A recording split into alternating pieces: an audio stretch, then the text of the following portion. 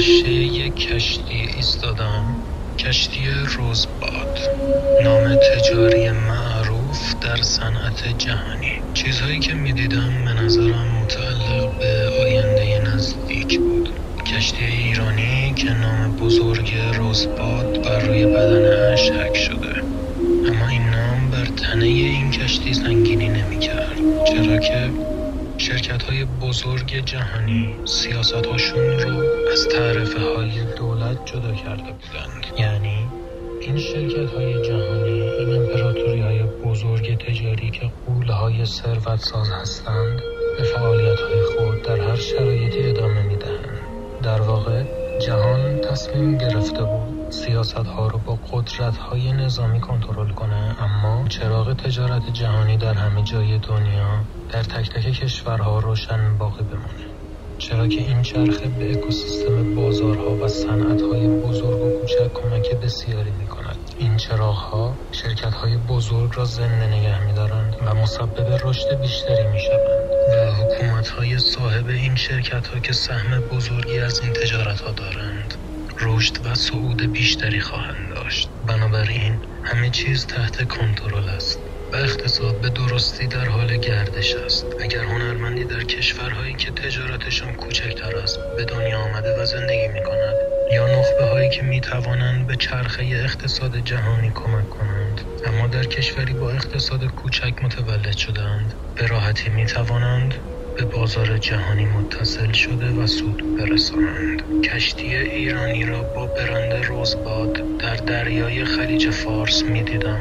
در حالی که ایران کشوری صنعتی و جهانی بود و این کشتی یک کشتی سینمای مجازی بود. تماشاگران در این کشتی بر روی صندلی‌های مخصوص خود می‌نشستند و عینکی بر چشم‌ها می‌گذاشتند و با ایرپدهایی که به دسته عینک متصل بود می‌شنیدند و میکروفون‌هایی که به زیر قاب چشمان عینک متصل بود صحبت می‌کردند. هنگامی که فیلم شروع می‌شد، آنها خود را در یک سینما در طبقه سوم کشتی روزباد می‌دیدند و درون فیلم بدون عینک از سینما خارج می‌شدند و می‌دیدند که درون کشتی تایتانیک هستند و این کشتی در کنار اسکله وایت استار در شهر سانهامپتون انگلستان در حال بارگیری بود و صدای بوق کشتی شنیده می‌شد، به این معنی که به زودی کشتی حرکت می‌کند. مسافران بعد از گشت و گذار در شهر سانهامپتون حالا میبایست بر اساس درجه بلیطی که برای سینمای روزباد خریده‌اند به طبقه خود در کشتی وارد شوند، بخش VIP یا درجه 2 یا درجه 3. پس از ورود به بخش خود سناریوهای مختلفی وجود دارد، البته که همه می‌دانند این کشتی بر اساس داستان معروف تایتانیک چه بر سرش خواهد آمد و زمان کل این فیلم 3 ساعت است. پس از گذشت 1 ساعت از فیلم مسافران به سینمای درون تایتانیک می روند و سپس بر روی صندلی‌های خود می نشینند و پس از آن تماشاگران عینک‌هایشان را از چشم برمی دارند و از روی صندلی‌های سینمای کشتی روزباد بلند می شوند و به رستوران می روند که شبیه رستوران تایتانیک ساخته شده است. در هنگام صرف دسر، تکان‌های ساختگی در کف رستوران و صداهای امواج خروشان دریا آنها را حیرت زده می‌کند.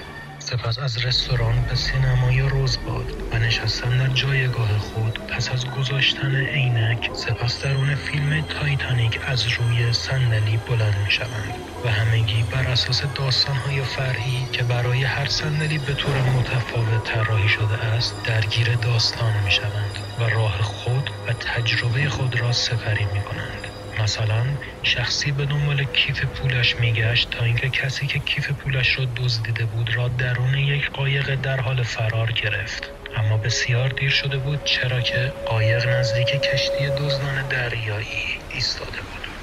در هر صورت تمامی داستان‌های فرعی سرانجام به داستان اصلی یعنی حادثه تلخ تایتانیک در کشتی متصل می‌شود. پس از گذشت 2 ساعت از فیلم بار دیگر همگی از سینمای تایتانیک بیرون می آیند و در کشتی روزباد به رستورانی دیگر می روند برای صرف شام و بار دیگر امواج خروشان و لرزش کف رستوران را احساس می کنند و بار دیگر در سینمای تایتانیک از روی صندلی هایشان بلند می شوند و به دیدن پرده سوم فیلم یعنی 1 ساعت باقی مانده آن میپردازند. تماشاگران درون داستان میتوانند با انتخاب رنگ‌ها و نوع لباسشان و حتی نوع موسیقی که انتخاب میکنند تا تنوع دلخواه خودشان را داشته باشند. البته جزئیاتی مثل نگاه کردن به شخصیت‌های فرعی و یا حضور در جاهای مختلف کشتی به خودی خود میتواند یک داستان فرعی جدید به وجود آورد. اما در زمان آخر فیلم تایتانیک هر شخصیت میبایست در مکانی که از قبل تعیین شده است حضور یابد و در زمان شکستگی کشتی آنجا باشد و حادثه عظیم کشتی 2 شده را تجربه کند. بر اساس روند طی شده با تماشاگران در هنگام غرق شدن و سقوط در آب اقیانوس، تماشاگران عینک‌هایشان را برمی‌دارند و زیر صندلی‌هایشان که یک حفره است که زیر پایشان باز شده است به درون یک استخر بزرگ در اتاقی که درست زیر سینما تعبیه شده است می‌افتند. و قایق‌هایی برای نجاتشان می‌آیند. بله، خواب دیدم که در دنیای بی حد و مرز تجارت جهانی هستم. خواب دیدم که بر روی روزباد ایستادم و به دریاهای باشکوه خیره ماندم.